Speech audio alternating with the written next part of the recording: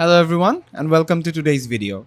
In this video, we are going to learn how we can install the SeedLabs virtual machine on our device. So for that, first what we need to do is we need to install the Oracle VirtualBox software on our device. You can search it on Google and you're going to find the download link here. Depending on your device, if you're using Windows or Linux, you will download using these packages. I will not show it to you currently, but you can install it in a straightforward manner. It's very simple to do. After that, what you'll have to do is you'll have to go to the home page of the SeedLabs website, and then you go to the lab setup part. Here you can see they have shown the installation procedure for Apple Silicon machines and for Ubuntu and whatever. So the process that we're going to follow is this one.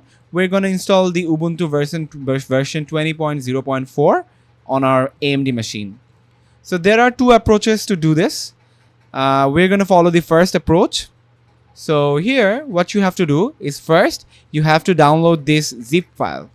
So they have given you multiple options to download this. I personally use the Google Drive format. So you can click on this and you will download the file. After you've done downloading, what you'll do is you have previously installed the Oracle VirtualBox. So you will open it. So then you will go to Tools. I already had one installed beforehand, but I'm going to show you by installing a new one now. So then you will click on the New button. After that, you put a name.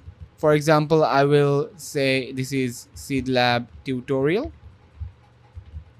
Then I will select the folder where the files of this virtual machine is going to be. For me, it's going to be in this folder. I will select this folder. After that, you need to select the type. We don't need to select the ISO image. It's not necessary for us. You will select the type. The type will be Linux, and the version will be Ubuntu 20.0.4. You will select this. After this, you will click on Next. Try to keep the base memory as much as you can. For me, I have a 32 gigabytes on my machine, so I will make it 8 gigabytes. I will allot 4 cores for this. I currently have 6 processors. So the more memory and the more core count that you have, the faster your virtual machine is going to run. Then you will click on Next. Now, here comes the important part. So here what you'll have to do is you'll have to click on Use an existing virtual hard disk drive. Then you will select this folder icon and you'll have to add a virtual hard drive. So what is this? So this is basically the zip file that you downloaded. It's after extracting it, you will get a .vdi file. That is basically a virtual disk image file. Then what you'll do is you will open it, and then it will be here available here. So it will be attached to your virtual software. So after that, you will choose that. So for me, I already had it attached, so I will choose that. After that, we will click on Next. It will show you a basic information about your virtual machine, and you will finish it. After that, what you'll need to do is you'll need to fix a few more settings.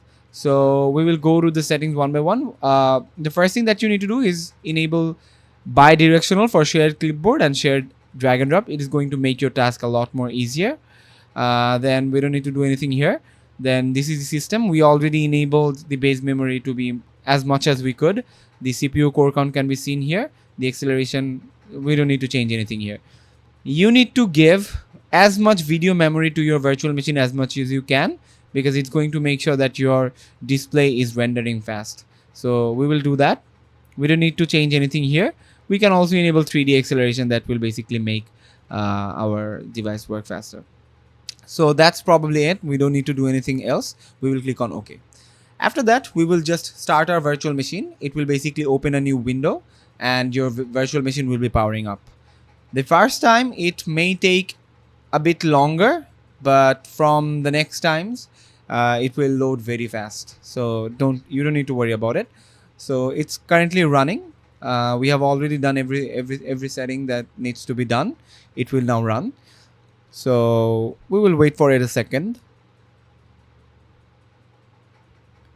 Once it's done, it will show you the user. So it currently has only one user, which is Seed, and the password will be the opposite of Seed, which is DEES.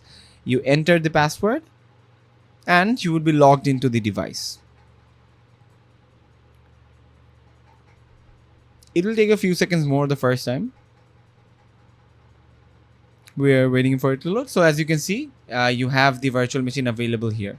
So you can do whatever you want here. You can open the terminal and do whatever. So you can run your tutorials or run the labs that you're trying to do from this virtual machine.